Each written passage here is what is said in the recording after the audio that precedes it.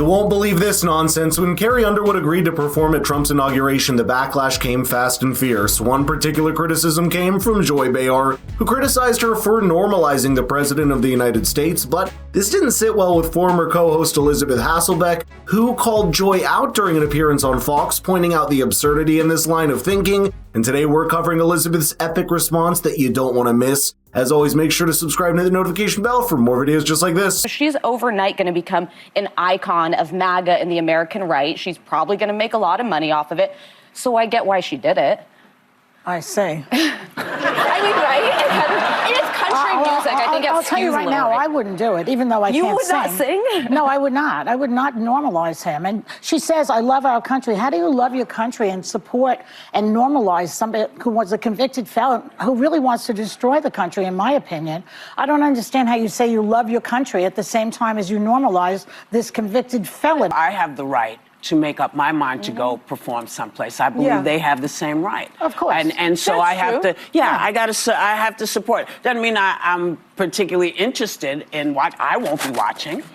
You know, but that's me. Well, those ladies on The View are so accustomed to thinking about everything in terms of dollar value that something as patriotic as singing at the inauguration of a U.S. president is also viewed through that lens by them. Carrie's motivations are totally different. She told Newsweek, quote, I love our country, and I'm honored to have been asked to sing at the inauguration and to be a small part of this historic event. I am humbled to answer the call at a time when we must all come together in the spirit of unity and looking for the future. And that's the kind of spirit that we really need more of at the moment. Someone stepping up out of their love for the country, not for personal gain. Even the Village People, who once sent a cease and desist letter to Trump over using their music, are performing at the inauguration, and they revealed in a Facebook post, quote, we know this won't make some of you happy to hear. However, we believe that music is to be performed without regard to politics. Our song YMCA is a global anthem that hopefully helps bring the country together after a tumultuous and divided campaign where our preferred candidate lost, end quote.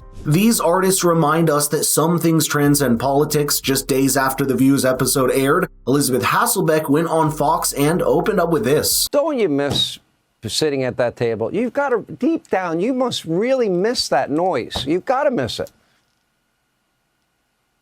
I mean, deep down, I'm missing out. I'm just thankful to be here with you. This is safe territory, Sean. Although I would have loved to have been at that table today. They have refused to put anyone there who has a lick of sense on most days. But today, when those comments got passed around, even Whoopi Goldberg could not agree with the outlandish remark of Joy Behar. I mean, Joy Behar wants us to, in the name of, by the way, liberal tolerance at its best, right? This is what we're seeing.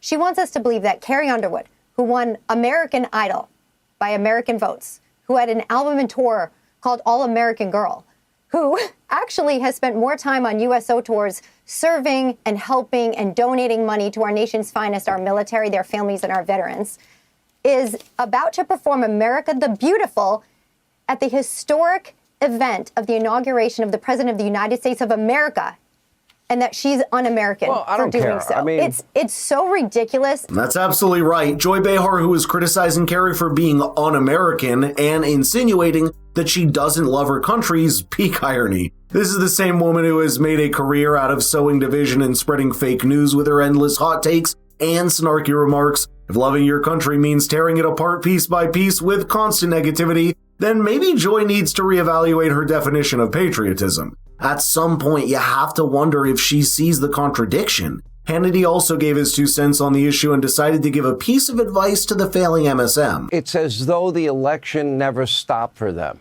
And they just cling to their hatred of Donald Trump, which is fine. I have no problem with that at all. They start out by alienating half the country, but that's only part of it. They also, they continually lie to their audience. And I would argue that any content provider moving forward that is going to have any level of success, they're not going to get away with what MSDNC and fake news CNN and ABC, NBC, CBS do, and that is lie to their audiences and are so partisan and political and pretend to be journalists. That's not going to survive any longer. For any tactic to work effectively, it requires an element of subtlety. as people need to be unaware that they are being played. This is especially true for the MSM, which relies on shaping public perception through carefully crafted narrative. The problem for them is that the game is up, audiences are catching on, and that's why so many of these outlets are watching their viewership numbers nosedive. Take CNN, for example. Once considered a go-to source for breaking news, it's now a shell of its former self. Viewers have started to see through their bias, selective reporting, and the obvious spin. But we're here to talk about the things they never will and provide the most fair coverage we can, so drop a like and subscribe to the channel if you haven't done so yet. When we see, and we know, listen, you and I know Joy, and I've actually known Carrie as long as I've known Joy. I'm friends with one and have been colleagues with another. You can take the guess, your audience. But I'll say this.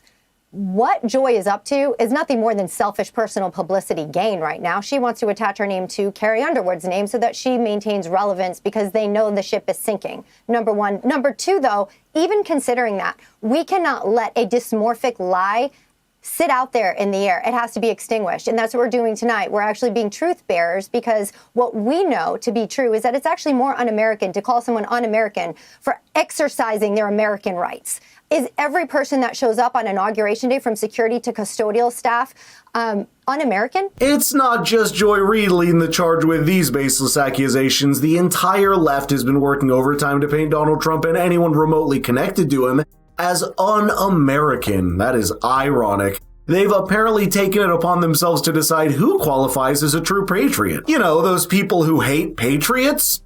It's as if they're handing out certified American cards, but only to those who toe their political line. Simply put, if you don't march to the beat of their drum, you're automatically cast as some sort of national pariah.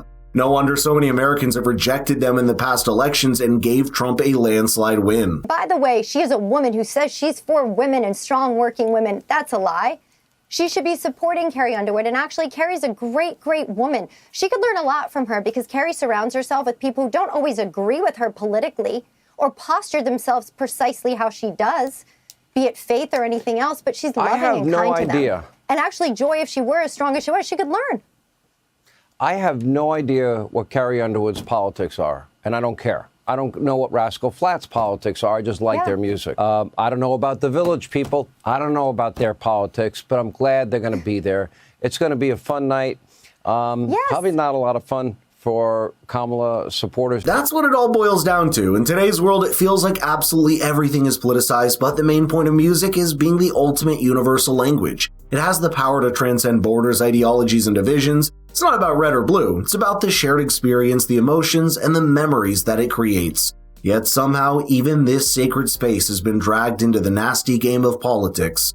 I think we'd be doing the world a favor if we just kept it out of the frav. I'd love to know your thoughts here, so let's get the conversation rolling in the comments down below. And if you liked the video, please share it with your friends. They might need the satisfaction of seeing Joy getting owned. Thank you so much for watching, and I'll see you in the next one.